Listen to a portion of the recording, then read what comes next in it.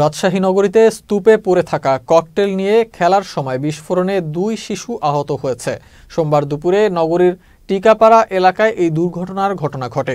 আহত 2 শিশু আব্দুল্লাহ ও সাবাকে Rajshahi medical college হাসপাতালে ভর্তি করা হয়েছে। স্থানীয়রা জানান, তারা দুপুরে বাড়ির পাশে খেলা করছিল।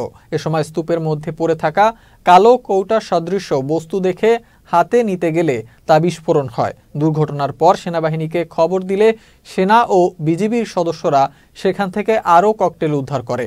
রামেক হাসপাতালের ইএমও ইনচার্জ ডাক্তার শঙ্কর বিশ্বাস জানান, আহত 2 শিশুকে শিশু ওয়ার্ডে ভর্তি করা হয়েছে। তাদের অবস্থা স্থিতিশীল রয়েছে। নামাজরত অবস্থায় ছিলাম, নামাজ পড়ে আমরা আমাদের কর্মসূচিতে যাব। এই সময় হঠাৎ করে বিস্ফোরণটা হয়।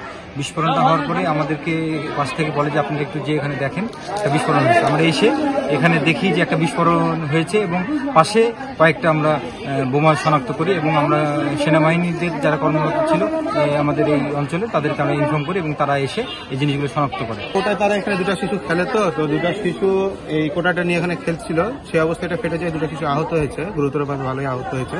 তো তাদেরকে রাজশাহী মেডিকেলে নিয়ে যাওয়া হয়েছে।